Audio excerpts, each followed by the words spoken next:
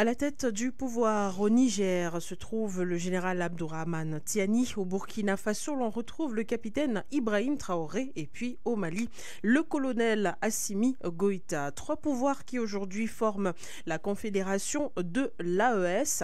Créée il y a de cela quelques semaines seulement, c'était le 6 juillet 2024. Aujourd'hui, réunis en confédération, quelle est la différence qui existe entre la refondation qui se constate dans ces différents pays et la politique que l'on peut observer au Tchad par exemple, au Gabon ou encore en Guinée-Conakry. Voilà quelques interrogations auxquelles nous tenterons de répondre dans ce programme Regard panafricain qui reçoit dans cette édition un invité particulier, vous le connaissez assez bien de nos studios mais également de nos plateaux télévisés. Il s'agit du professeur Djoukam Tchamini, homme politique au Cameroun. Merci d'être là, bonsoir. Bonsoir Madame Bégoudé, merci de m'avoir invité encore une fois. Et c'est un plaisir de vous recevoir. On démarre les échanges juste après cette transition.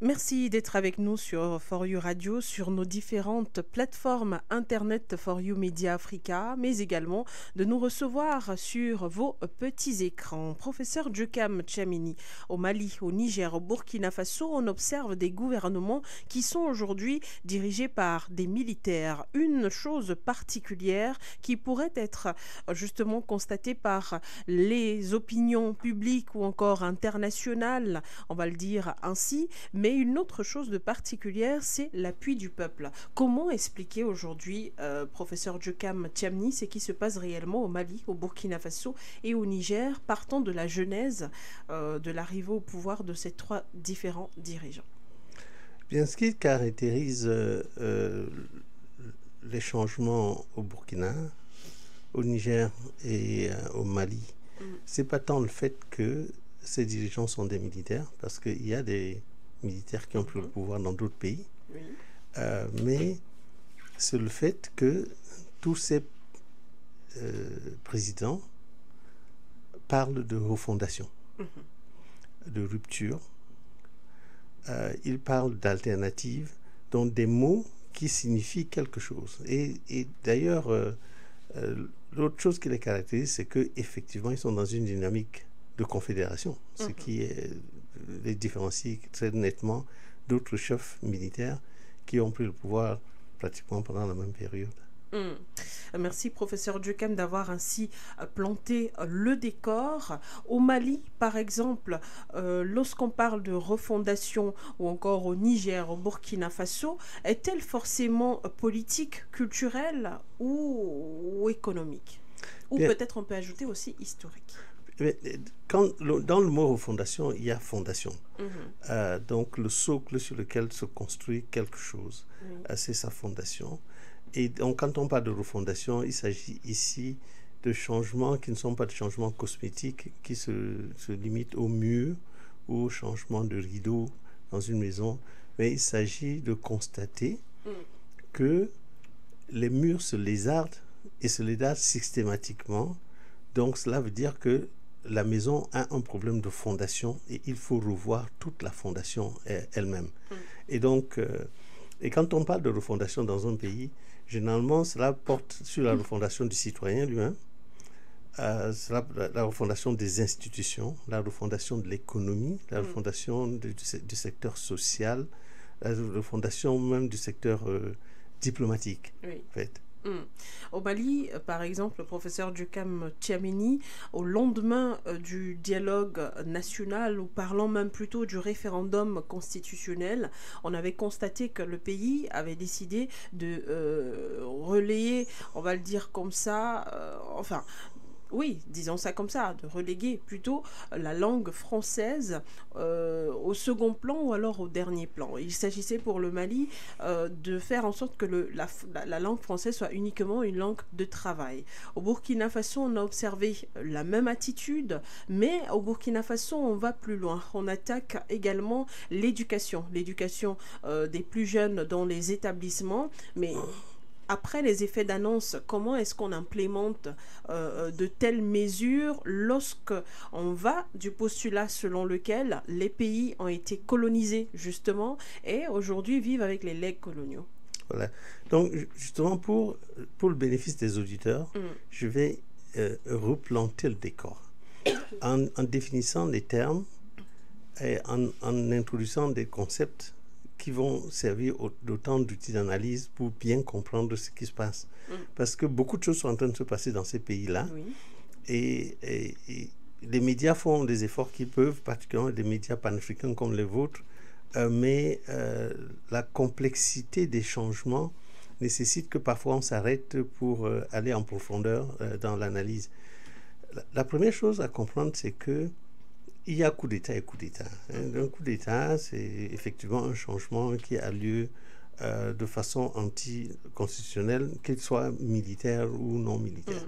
Et dans le cas des 3 pays dont nous parlons, les coups d'État ont été des coups d'État militaires. Mais tous les coups d'État ne se valent pas, parce que les coups d'État dans l'AES ne sont pas la même chose que le coup d'État au Gabon, au Tchad et en Guinée. On en parlera. Voilà, on en parlera plus tard. Maintenant, quand on parle de transition, parce que tout le monde parle de transition, mais la transition, c'est une phase intermédiaire entre un État et un autre État. C'est entre une situation et une situation qu'on veut nouvelle. Donc, cette période intermédiaire où on fait les changements nécessaires pour arriver dans une situation différente, on l'appelle transition, mais toutes les transitions ne sont pas les mêmes. Il y a des transitions refondatrices ou des transitions de refondation, comme ce qui existe au sein de l'AES, et on a défini tantôt le terme la refondation plus haut. Et il y a des transitions qui sont simplement des changements d'hommes. C'est la différence donc fondamentale qui existe entre une alternative, donc une transition de refondation, et une alternance, qui, elle, consiste en un changement d'homme à l'intérieur d'un système qui lui reste inchangé. Et ça, c'est extrêmement important à comprendre. Donc, on a généralement, donc, quand on regarde une scène politique, on a 3 États. Soit c'est le statu quo, rien ne change, les hommes ne changent pas, le système ne change pas. Oui. Soit les hommes changent à la tête d'un système qui lui reste inchangé, soit alors on change un système et les hommes avec. Bien, donc ce à quoi on assiste dans l'AES, c'est une alternative. Donc un changement de système, une alternative systémique, donc qui se manifeste par une transition politique de refondation. Et une refondation qui touche pratiquement tous les secteurs de la vie public. Vous avez touché au secteur culturel, mais je voudrais commencer d'abord par la première chose que la refondation essaie de toucher, c'est le citoyen lui-même. Oui. Vous constaterez une hyperactivité des citoyens au Niger, au Burkina et au Mali. C'est-à-dire que les citoyens accompagnent le gouvernement dans la phase des gouvernements de transition. Les accompagnent dans leur désir de souveraineté, les accompagnent dans leur désir de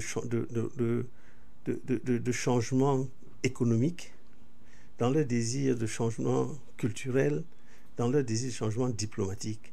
Et donc, c'est cette refondation de l'homme, du citoyen lui-même, qui est la base et qui est vraiment l'ingrédient qui nourrit la fondation, la refondation. Et la deuxième chose que vous allez constater partout, c'est qu'il y a des assises nationales. Quand on parle, on ne peut pas faire de refondation sans des assises nationales. Donc, on appelle le peuple et on lui dit, qu'est-ce que vous voulez? Comment, dans quelle direction est-ce que vous voulez aller? Parce qu'on fait le bilan des années que l'on a vécues et on se dit dans quelle direction, quelle nouvelle direction on va aller. Donc on a des assises nationales et on se donne une période de transition. Et donc ça, pendant les assises nationales, on revoit de fond en comble les institutions du pays. Donc, de fond en comble. Et ça se traduit par une nouvelle constitution de façon générale. Donc, une fois qu'on a ces nouvelles institutions, ça prend du temps pour les mettre en place. Hein. C'est-à-dire que quand on a dit qu'on va avoir maintenant, je ne sais pas moi, un État souverain, qu'on veut une constitution, on veut décentraliser, etc. Tout ça ne va pas se passer en un jour. Il y a donc une période de transition pour mettre en place donc, les institutions que l'on a conçues dans le cadre du dialogue national. Maintenant, les institutions ayant été touchées, vous verrez qu'elles ne sont pas touchées simplement de façon cosmétique. On va toucher à l'économie. Vous allez entendre parler dans ces pays-là du désir de rompre avec l'extraversion de leur économie. Ils vont questionner le franc CFA. Ils vont vouloir, comme c'est le cas au Burkina, au Niger, etc., vouloir faire de la transformation sur le plan local. Donc, l'industrialisation des pays. Voilà. Il y a la refondation culturelle, c'est à laquelle vous avez fait allusion tantôt. On va commencer à questionner la suprématie de la langue française. On va questionner les valeurs occidentales qui nous dominent. On va essayer de ressusciter les valeurs africaines et leur donner la place qu'elles méritent au sein de nos pays.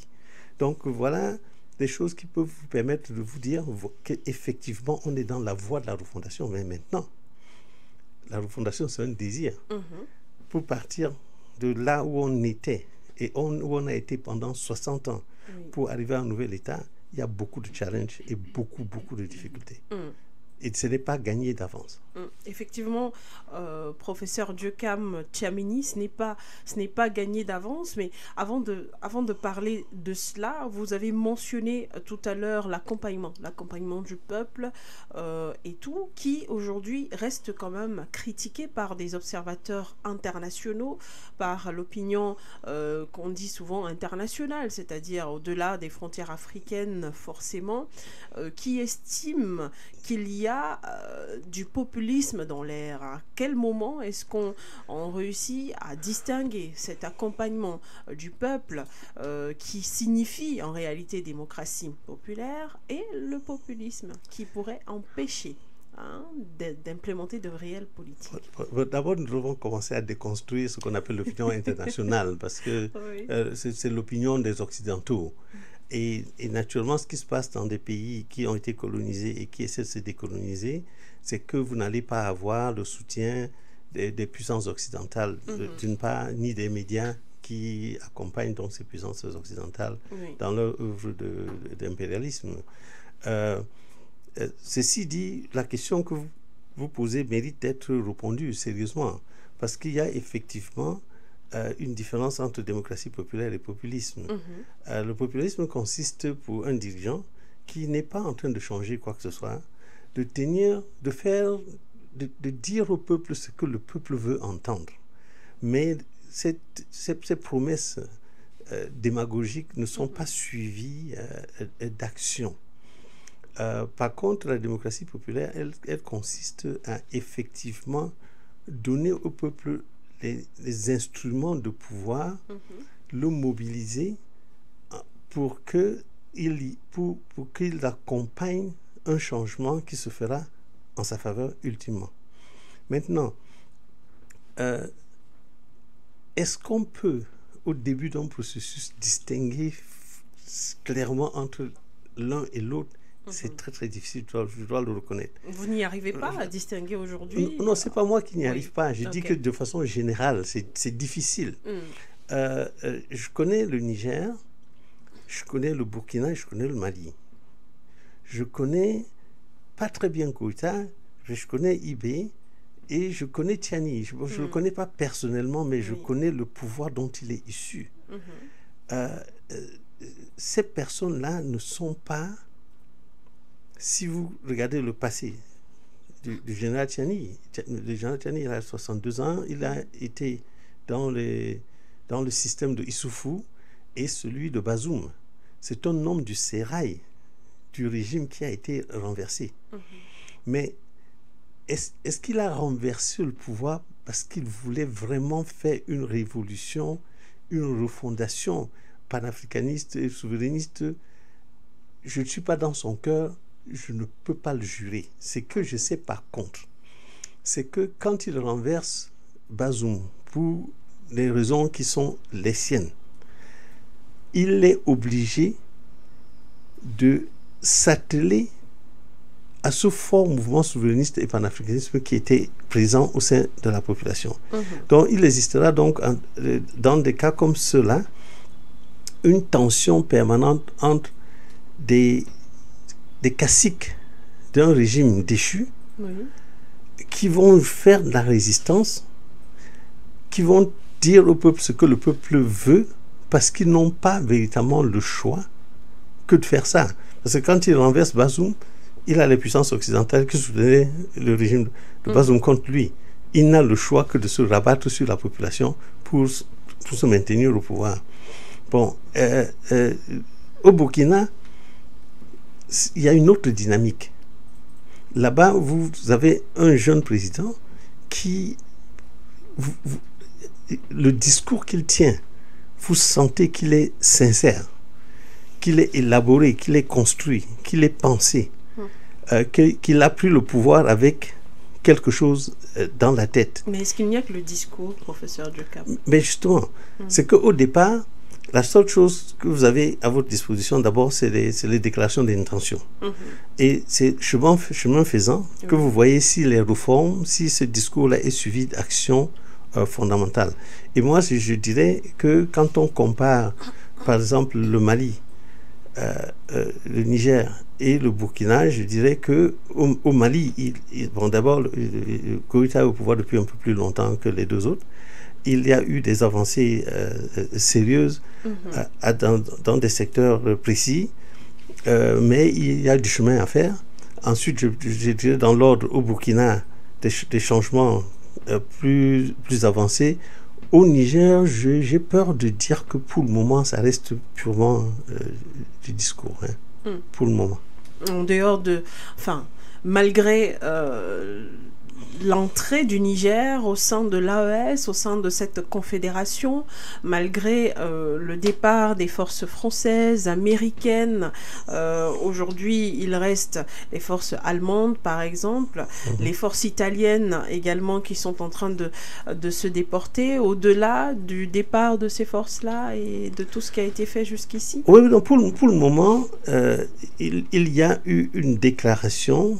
C'est-à-dire qu'il faut comprendre, dans le cas du Niger, si on se situe par rapport au Niger ici, au Niger, Tiani prend le pouvoir et immédiatement se constitue autour de lui, c'est-à-dire une sorte d'alliance maléfique qui vise à le renverser, et qui n'hésite pas à instrumentaliser la CEDEAO, et qui organise même des tentatives de déstabilisation à partir du Bénin, etc., etc. Et Tiani donc tient un langage extrêmement souverainiste. Il n'a pas le choix, parce qu'il est sous attaque de ce point de vue. Bon, mais je dois dire, parce que j'ai beaucoup d'amis au Niger, que pour le moment, en dehors de ce discours souverainiste-là, il n'y a pas à l'intérieur du pays encore des véritables assises nationales, une discussion sur quel genre d'institution, quel type de transition, etc. Ça n'a pas encore eu lieu. Professeur Djokam, je vous entends et vous me permettez de vous relancer avec cette toute petite perche. Il y a quelques jours, le président Abdourahmane Tiani a publié une trentaine de pages qui s'intitulait « Sa vision pour le Niger ». Et certains ont donc critiqué au Niger le fait que cette vision ait été publiée sans le rapprochement au préalable du peuple nigérien, par exemple, lors d'un dialogue, et que que ce texte résulte d'une réunion avec le peuple après avoir recueilli les avis des Nigériens pour guider cette vision en question. Quelle est votre appréciation à vous par rapport à cela? Je crois que vous avez la quintessence quand même de cette vision du président. Bon, je n'ai pas lu dans le détail ce qu'il a fait, c'est dans la démarche. C'est la démarche. J'ai reçu des camarades du Niger, justement, une critique en ce qui concerne cette démarche-là, qui reste problématique, comme je disais tantôt. Il existe comme une sorte de déconnexion, une peur de véritablement ancrer cette transition dans la refondation avec un apport populaire déterminant.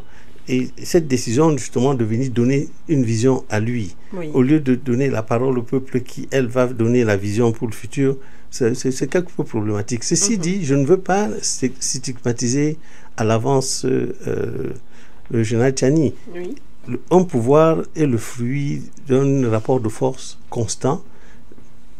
Les progressistes nigériens doivent continuer à mettre la pression. Il va réagir en fonction des forces qu'ils auront pu mettre en œuvre. On rappelle quand même que c'est vrai, la trentaine de pages retrace la vision du président Abdourahmane Tiani, mais précise d'une certaine manière que les avis des Nigériens sont attendus. Maintenant, c'est la démarche en fait qui a été critiquée. Peut-être pour nous aider aussi dans la discussion, professeur Diokam Tiameni, il y a les axes qui figuraient dans cette vision, comme je le disais, une trentaine de pages du président Abdourahmane Tiani. Le premier axe s'articule autour du renforcement de la sécurité et de la cohésion sociale, tandis que le deuxième s'intéresse à la promotion de la bonne gouvernance. Le troisième, lui, est centré sur le développement des bases de production pour la souveraineté économique. Et en dernier, on a l'accélération des réformes sociales. Jusqu'ici, c'est cohérent? Il a touché à tous les secteurs fondamentaux de la refondation, mais un homme seul ne peut pas le faire et un gouvernement déconnecté de sa population ne peut pas le faire. Il faut des assises nationales et elles sont réclamées par le peuple nigérien. Tôt ou tard, elles auront lieu. Merci, professeur Diokam Tiameni. On va peut-être essayer à présent de s'intéresser au Tchad, au Gabon, mais aussi à la Guinée-Conakry. Commençons par la Guinée-Conakry, puisque nous sommes dans l'ouest de l'Afrique. Eh bien, au départ, la Confédération avait prévu le Mali, le Burkina Faso et la Guinée-Conakry. Pardon, à ce moment-là, le président Mohamed Bazoum était encore aux affaires au Niger. Alors le Niger n'était pas du tout dans le paysage des pays qui aspiraient à cette souveraineté, mais la Guinée-Conakry était pourtant citée et figurait parmi. On a vu le rapprochement entre ces trois pays en ce qui concernait les sanctions de la CEDEAO, de l'Union africaine, l'UEMOA et toute autre institution régionale ou simplement africaine. Mais aujourd'hui, on a bien envie de se poser la question, celle de savoir que s'est-il passé avec Mamadi Doumbouya, que s'est-il passé en Guinée-Conakry pour que le pays soit totalement écarté de ce projet, bon peut-être pas écarté, mais qu'il soit lui-même retiré de ce projet et qu'aujourd'hui le Niger soit d'une certaine manière l'un des pionniers. C'est ce dont je parlais tantôt, c'est-à-dire qu'il y a coup d'État et coup d'État, et toutes les transitions ne se ressemblent pas. Ce qui se passe au Gabon et au Niger, au Gabon et au Tchad, c'est carrément la continuité. C'est-à-dire que c'est le clan Bongo qui reste au pouvoir au Gabon. Bon, et donc, il y a eu là-bas une sorte de dialogue national avec des résolutions assez intéressantes, il faut le dire, mais fondamentalement, c'est la même famille politique qui est restée. Il y a eu alternance. C'est des changements à la tête changement des hommes à la tête d'un système qui lui reste inchangé. Par contre, au Tchad, c'est pratiquement la même chose. Là-bas, c'est carrément le fils qui l'a fait. Je dois dire que le président du Gabon, il est plus ou moins lié à la famille Bongo, hein, même par le sang. Hein. C'est la même grande famille, tous ces gens-là. Et donc au Tchad, c'est carrément le fils, donc c'est carrément un changement monarchique. Les deux changements ont reçu le soutien de la France, clairement. C'est-à-dire qu'autant la France s'attaque au Burkina et au Mali et au Niger, autant elle cajole et Macron elle est adoubé le coup d'État au Tchad. Il a reçu en grande pompe le président du Gabon et Doumbouya, lui, est un cas un peu plus compliqué. On ne sait pas exactement d'où il vient, ce Touffion. Il a pris le pouvoir. On ne lui connaît pas une ligne idéologique claire. Ses discours ne sont pas précis. Parce qu'il faut dire une chose. On a beau dire que le discours, c'est le discours, mais le discours est le premier indicateur de la direction dans laquelle on va. Okay. Si quelqu'un veut aller quelque part, alors il doit avoir un discours construit qui exprime la direction idéologique vers laquelle il va. C'est après qu'on jugera si effectivement il finit par mettre en œuvre ses promesses. Mais dans le cas de Doumbouya, il ne dit clairement pas où il va. On n'est pas tout à fait sûr s'il est souverainiste. On n'est pas clair s'il est panafricaniste. Est-ce que vous jugez aussi au niveau des actions? Et depuis la prise du pouvoir du CNRD, par exemple, en Guinée-Conakry? Je n'ai pas encore... Parce qu'il y a, de mon point de vue, quand il y a des indicateurs d'un changement de refondation. C'est la première chose, c'est des relations difficiles avec l'ancienne puissance coloniale, c'est clair. C'est-à-dire que si vous allez faire une refondation d'un État qui était néocolonial, c'est clair que vous allez avoir quelques difficultés avec l'ancienne puissance coloniale. Vous allez exprimer le désir de vous détacher. De prendre des décisions par vous-même, etc., etc. On observe qu'en Guinée, il n'y a pas véritablement de difficultés particulières entre le gouvernement de Guinée et celui de la France. La deuxième chose, c'est, avant, s'il y avait une dictature, on va voir un désir de vouloir amener la population à prendre des trucs dont il va y avoir des assises nationales, il va y avoir une mobilisation populaire. Un référendum? Oui. Les assises nationales, ça va être une période de transition et ensuite ça se termine par le référendum et les élections générales. Au Niger, ce à quoi on assiste plutôt, c'est une grande distraction, un grand procès. En Guinée-Conakry, pardon. Oui. En Guinée-Conakry, on assiste à un grand procès de Dadis Camara qui occupe l'esprit des gens et qui semble être là pour complètement distraire les gens. Donc je ne veux pas mal parler de ce régime, je veux dire simplement que pour le moment, il n'a pas posé des actes qui amènent à penser qu'il est dans une logique de refondation, au même titre que les présidents du Niger, du Burkina Faso et du Mali. Merci, professeur Djokam Tiameni. En ce qui concerne le Gabon et le Tchad, enfin, vous avez mentionné tout à l'heure des différences qui pourraient exister entre cette refondation, c'est que il n'y a pas cette scission entre ces pays et les anciens colons, par exemple France, États-Unis et autres pays comme cela.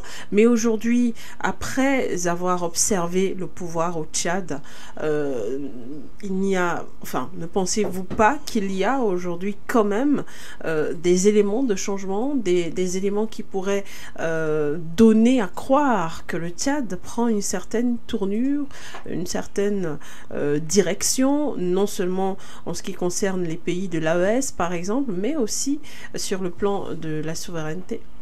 Non, clairement, ça, je veux le dire, hein, le monde ne reste jamais statique et la perte de puissance de la France permet même aux pays qui ne sont pas frontalement engagés dans une bataille ouverte avec la France. Vous observez une sorte de multilatéralisme qui existe. le cas précis du Cameroun, par exemple, le Cameroun prend beaucoup de liberté vis-à-vis de la France parce que l'économie, il y a quelques années, il y a peut-être 20 ans, la France pesait de 40% dans l'économie du Cameroun. Aujourd'hui, elle pèse à peine 10%. Oui, bon, donc, l'impact, le président camerounais, dont on ne connaît pas qu'il soit nécessairement un grand révolutionnaire bruyant, etc., a clairement des libertés vis-à-vis de la France. Et le fils Déby, c'est la même chose. Vous allez observer que il ne va pas être comme son père. Il y a des choses qu'il dira à la France, moi je ne veux pas le faire. Parce que tout simplement, d'ailleurs, la France n'est même plus capable de lui donner les assurances qu'elle donnait à son père. Du fait de la faiblesse relative de la France aujourd'hui, faiblesse économique, faiblesse militaire, etc. etc. Et Déby, je crois qu'il a signé des accords militaires avec la Russie ou je sais pas, avec la Chine. Donc, tout le monde comprend que on ne peut plus s'asseoir et compter exclusivement sur l'Occident. Et je veux sortir de l'Afrique pour un moment pour aller en Arabie Saoudite, où vous voyez le prince, le prince, comment on appelle ça, le Crown Prince, le prince héritier, qui prend des libertés vis-à-vis des États-Unis qu'on n'aurait jamais imaginé. C'est que le monde est en train de changer, les rapports de force globaux sur le plan mondial sont en train de changer, et dans certains pays, ça va beaucoup plus vite que d'autres, mais il n'y a aucun endroit où ça reste statique. Merci, professeur Djekam Tiameni. Mais aujourd'hui, on pourrait aussi s'interroger sur les rapports de ces différents pays à l'AES ou encore à la confédération de l'AES. C'est ainsi qu'il faut mentionner désormais les rapports de ces pays à la confédération de l'AES. Augurent-ils quelque chose de bon? Parlons uniquement du Tchad pour prendre un cas pour les prendre au cas par cas. Chaque pays de l'AES, il faut dire que l'AES pour le moment est une confédération qui est née il y a pas, qui est formellement née il y a à peine quelques mois. Quelques jours. Oui, en fait, quelques jours même, on dirait. Voilà. Donc, elle va être tributaire et héritée des relations que les différents pays de l'AES avaient avec les pays voisins. Donc, l'AES va nécessairement porter avec elle les mauvaises relations qui existaient entre le Niger, par exemple, et le Bénin. Pour prendre cet exemple. Et va nécessairement avoir des relations plus amicales parce que à des moments précis, le président Déby s'est montré plus amical vis-à-vis du Niger à un moment où la CEDEAO mettait vraiment beaucoup de difficultés sur le Niger. Il a permis à ce pays de faire. Donc, ça va aller un peu comme ça. On ne peut pas prévoir.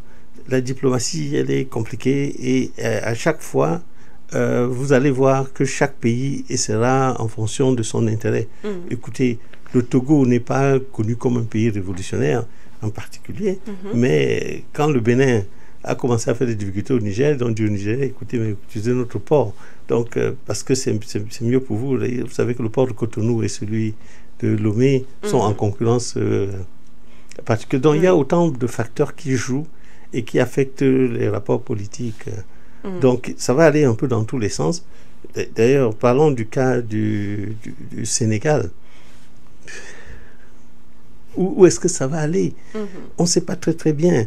Par moments, c'est comme s'ils disent ce sont des pays frères. Par d'autres moments, ils prennent des décisions qui semblent être complètement à leur encontre. Donc, on est dans une dynamique qui est nouvelle pour tout le monde et qui va certainement trouver son point d'équilibre dans les mois les années à venir. Et qu'en est-il du Gabon, selon vous, avec le président Brice Oligui Nguema, qui aujourd'hui est beaucoup plus traité comme un civil dans les différents pays où il se déplace, surtout hors du territoire africain. Maintenant, dont l'Union africaine et Paris estiment que la transition va bon train et qu'elle mérite aujourd'hui de très belles notes d'ailleurs. Le rapport du Gabon à l'AES? Je ne sais pas que le Gabon ait une relation particulière avec l'AES, mais si vous parlez de comparaison en termes de non, changement... je parle de possibles rapprochements. Alors, on a vu des possibles rapprochements entre le Tchad et les pays de l'AES. Oui, on en a vu également avec le Togo. On en a, certains en ont rêvé avec le Sénégal. D'autres également ont estimé que les pays de l'Afrique de l'Ouest, par exemple, pourraient se rallier, rien que pour la question géographique, à la Confédération de l'AES. Maintenant, des observateurs panafricanistes aussi pourraient s'imaginer qu'au Gabon, puisqu'il y a eu une rupture, on va dire un coup d'État, et puis en Guinée-Conakry, cela a été le cas également, dans le but, selon les annonces de ces différents acteurs, de rompre avec l'ancien système. Il pourrait y avoir des rapprochements. Au Gabon, il n'y a pas eu rupture. Il n'y a pas eu rupture du tout. Il y a un discours qui se tient. J'ai beaucoup d'amis au Gabon qui étaient dans l'opposition depuis le père Bongo et qui d'ailleurs aujourd'hui font partie de la transition et qui me donnent des informations très très précises sur comment ça avance là-bas.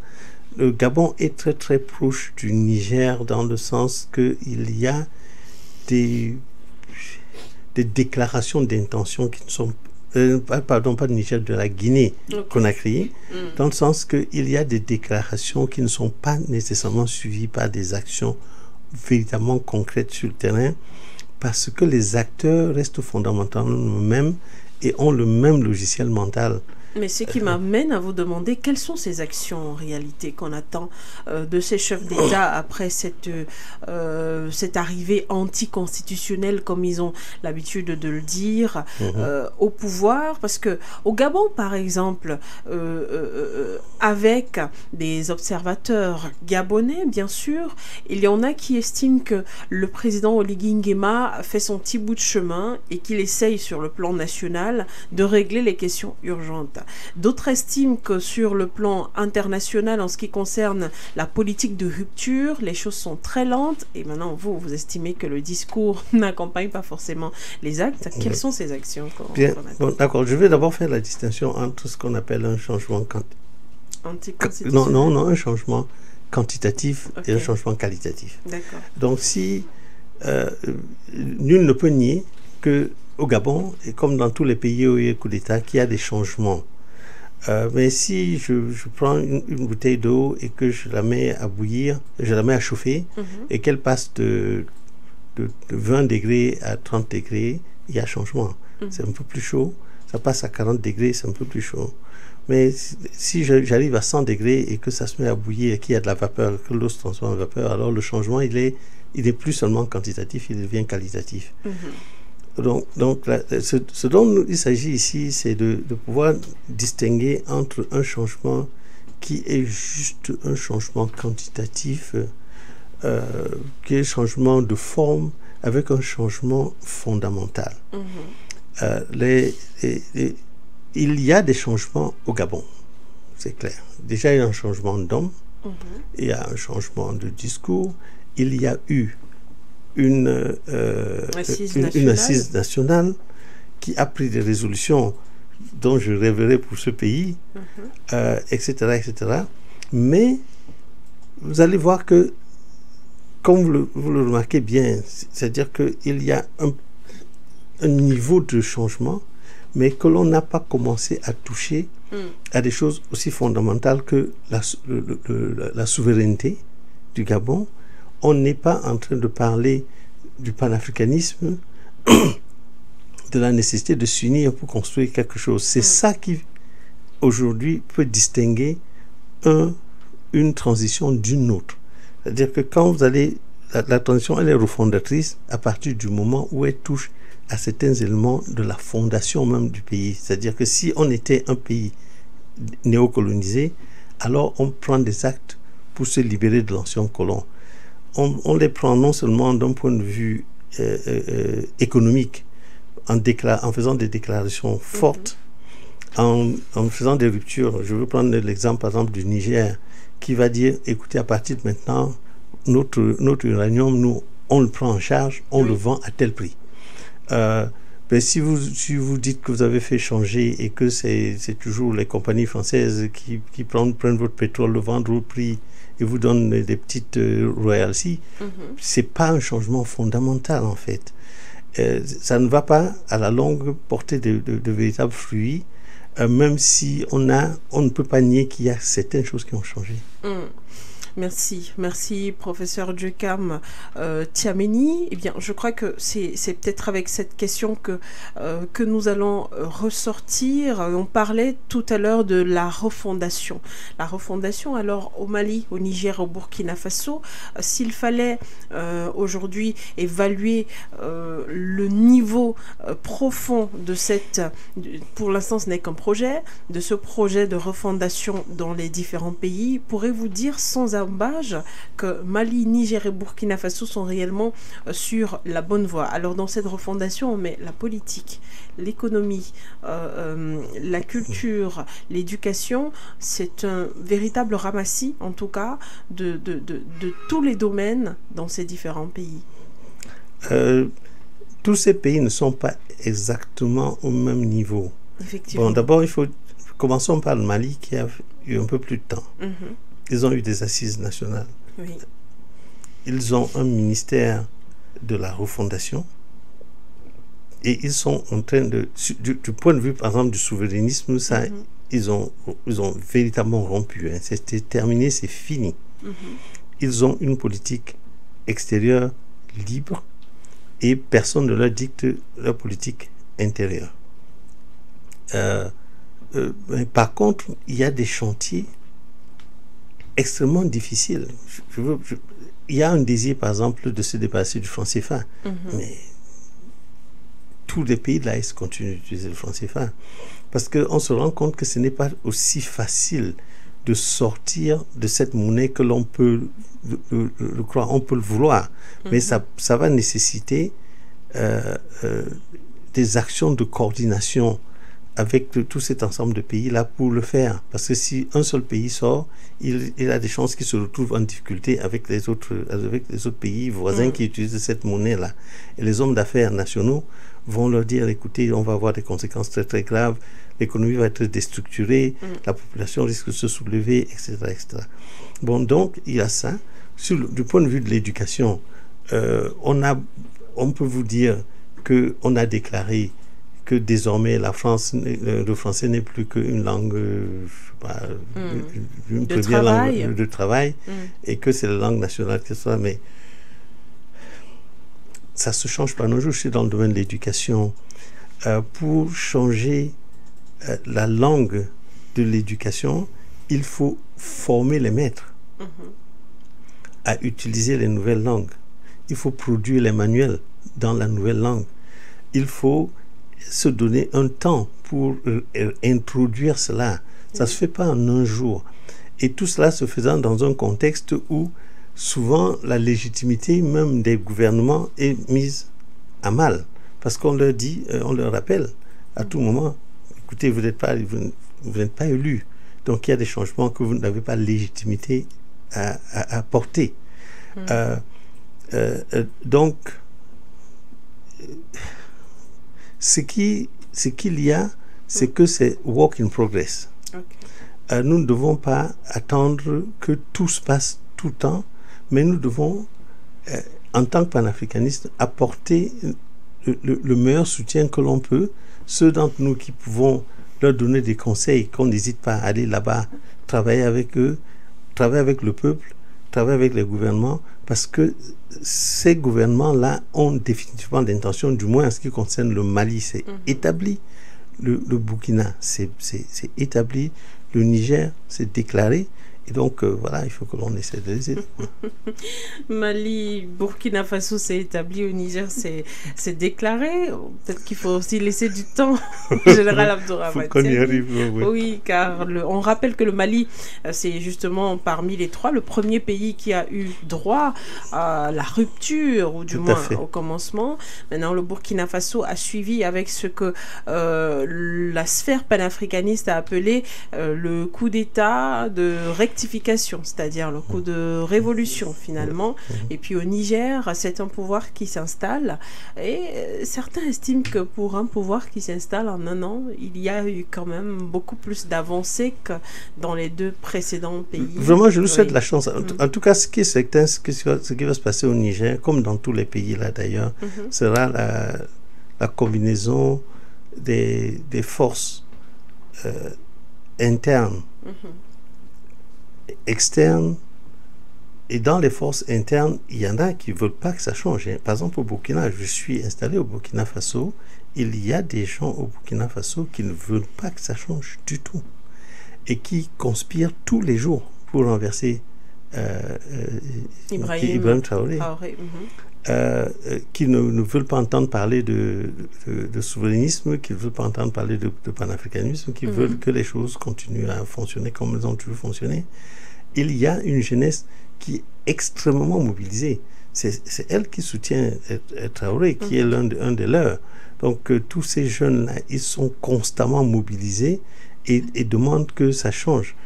Bon, donc on va...